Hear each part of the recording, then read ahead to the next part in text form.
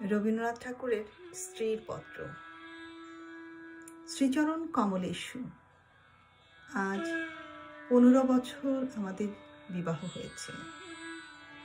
আজ পর্যন্ত তোমাকে চিঠি লিখিনি। চিরদিন কাছেই পড়ে আছি। মুখের কথা অনেক শুনেছ, আমিও শুনেছি। চিঠি লিখবার মতো ফাঁকটুকু পাওয়া যায়নি। আমি তোমাদের মেজ বোন। আজ 15 বছরের পরে এই সমুদ্রের ধারে দাঁড়িয়ে জানতে পেরেছি আমার জগৎ এবং জগদীশ্বরের সঙ্গে আমার অন্য সম্বন্ধও আছে। তাই আজ সাহস করে এই চিঠিখানি লিখছি। এ তোমাদের মেজ বউয়ের চিঠি নয়। আমার মরণ নেই, সে কথাটাই ভালো করে বুঝিয়ে বলবার জন্য এই চিঠিখানি লিখতে বসেছি। যেদিন তোমাদের দুঃসম্পর্কের মামা তোমার বন্ধু নিরোধকে নিয়ে কনে দেখতে এলেন, তখন আমার বয়স 12। দুর্গম পাড়া গায়ে আমাদের বাড়ি। সেখানে দিনের বেলা শেয়াল ডাকে। স্টেশন থেকে 7 ক্রোশ স্যাঁকড়া গাড়িতে এসে বাকি 3 মাইল কাঁচা রাস্তায় পালকি করে তবে আমাদের গায়ে পৌঁছানো যায়। সেদিন তোমাদের কি হয়রানি, তার উপরে আমাদের বাংলাদেশের রান্না। সেই রান্নার প্রহসন আজও মামা ভোলেনি। তোমাদের বড় বউয়ের রূপের অভাব মেজ বউকে দিয়ে পূরণ করবার জন্য তোমার মায়ের একান্ত জিদ ছিল। নইলে এত কষ্ট করে আমাদের সে গায়ে তোমরা যাবে কেন? বাংলাদেশে পিলে, যকৃৎ, অম্লশূল এবং কনের জন্য তো কাউকে খোঁজ করতে হয় না। তারা আপনি এসে চেপে ধরে, কিছুতেই ছাড়তে চায় না। সমস্ত আকাশকে কাঁদিয়ে দিয়ে বাঁশি বাজতে লাগলো। তোমাদের বাড়িতে এসে উঠলুম।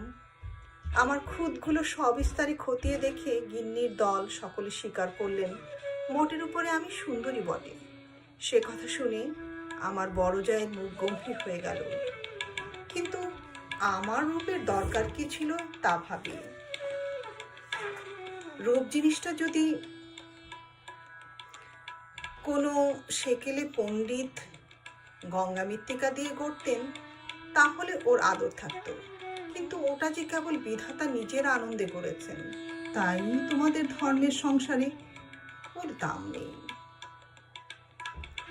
যেমন করেই রাখো, দুঃখ যে আছে এ কথা মনে করবার কথা কোনোদিনও মনে আসেনি। শরতের সঙ্গে আলাপ করেছি, এমন সময় তুমি ঘরে এসে বললে, আবার কি হাঙ্গামা বাঁধিয়েছ? আমি বললুম, সেই সব গোড়ায় বাঁধিয়েছিল। তোমাদের ঘরে এসেছিলুম, কিন্তু সে তো তোমাদেরই কীর্তি। তুমি জিজ্ঞেস করলো, বিন্দুকে আবার এনে লুকিয়ে রেখেছ? আমি বললুম, বিন্দু যদি আসতো তাহলে নিশ্চয়ই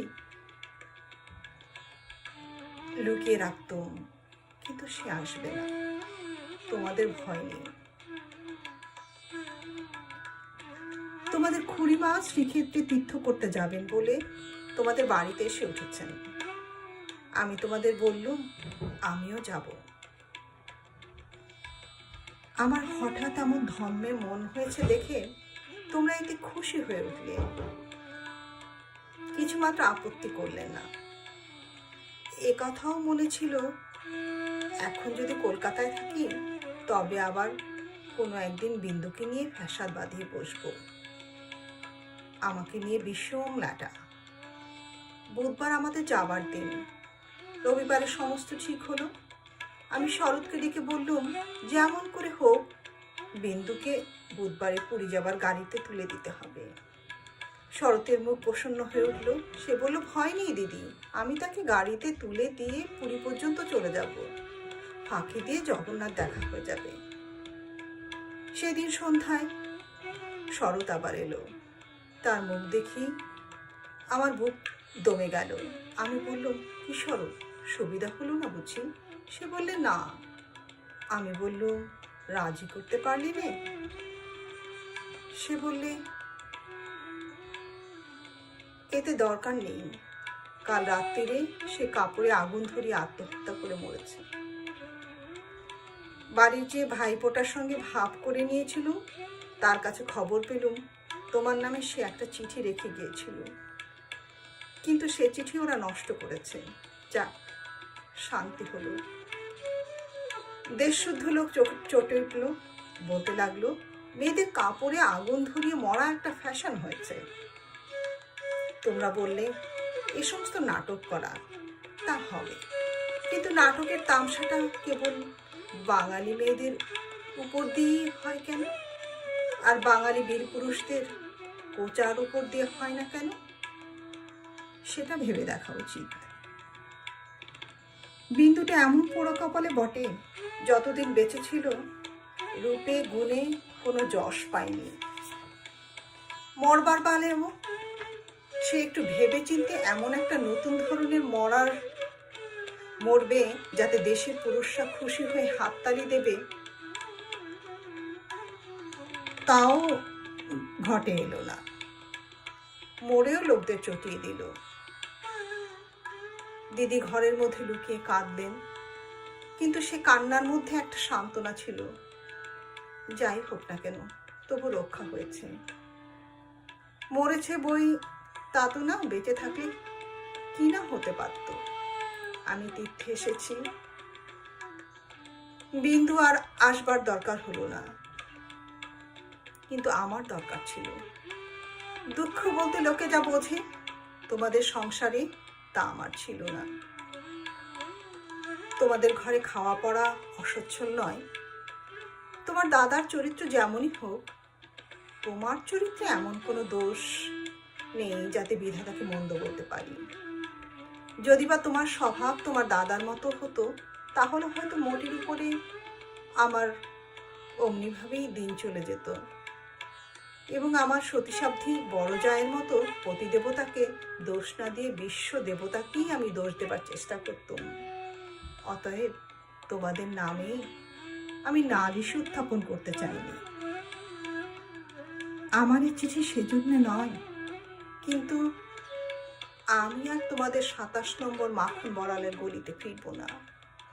আমি বিন্দুকে দেখেছি। সংসারের মাঝখানে মেয়ে মানুষের পরিচয়টা যে কি, তা আমি পেয়েছি। আর আমার দরকার নেই।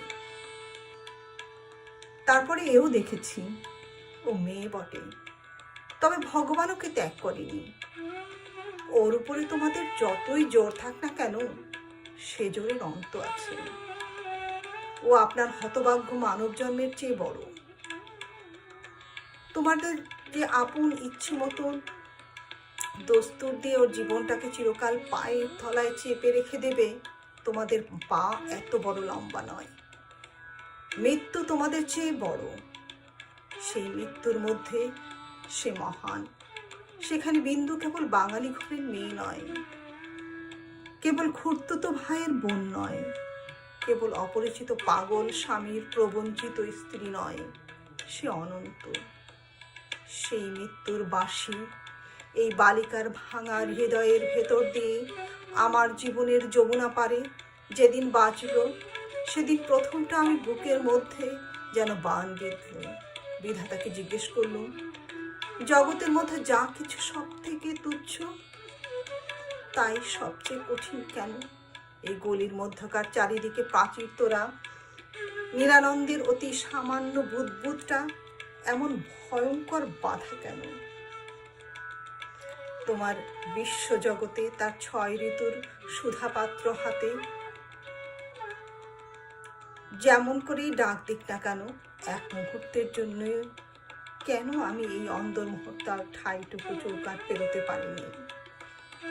তোমার এমন ভুবনে আমার জীবন নিয়ে কেন ওই অতি তুচ্ছ হট কাঠের আড়ালে মধ্যে আমাকে তিলে তিলে মরতে হবে?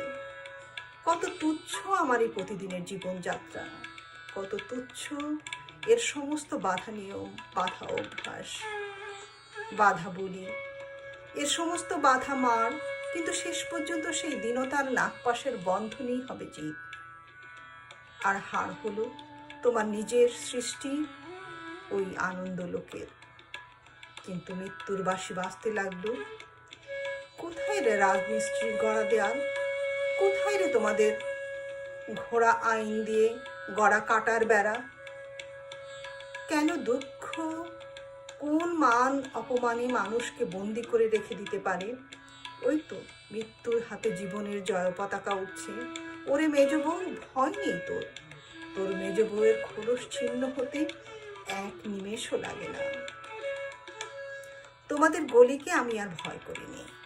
আমার সম্মুখে আজ নীল সমুদ্র, আমার মাথার উপরে আষাঢ়ের মেঘপুঞ্জ। তোমাদের অভ্যাসের অন্ধকারে আমাকে ঢেকে রেখে দিয়েছিলে। ক্ষণকালের জন্য বিন্দু এসে সেই আবরণ ছিন্ন করে আমাকে দেখে নিয়েছিল। সেই মেয়েটাই তার আপন মৃত্যু দিয়ে আবরণ খাড়া আগাগোড়া ছিন্ন করে দিয়ে গেল। আজ বাইরে এসে দেখি আমার গৌরব রাখবার জায়গা নেই। আমার এই অনাদৃত রূপ যার চোখে ভালো লেগেছিল, সেই সুন্দর সমস্ত আকাশ দিয়ে আমাকে চেয়ে দেখছেন। এইবার মরেছি মেজ বউ। তুমি ভাবছো আমি মরতে যাচ্ছি? ভয় নেই, অমন পুরনো ঠাট্টা তোমাদের সঙ্গে আমি করব না। মীরাবাই তো আমারই মতন মেয়ে মানুষ ছিল। তার শিকল তো কম ভারী ছিল না। তাকেও তো বাঁচবার জন্য মরতে হয়নি। মীরাবাই তার গানে বলেছিল, ছাড়ুক বাপ, ছাড়ুক মা, ছাড়ুক যে যেখানে আছে, মীরা কিন্তু লেগেই রইল প্রভু। তাতে তা যা হবার তাই হোক, এই লেগে থাকাই বেঁচে থাকা। আমি বাঁচব, আমি বাঁচলুম তোমাদের চরণতল আশ্রয় ছিন্ন মৃণাল।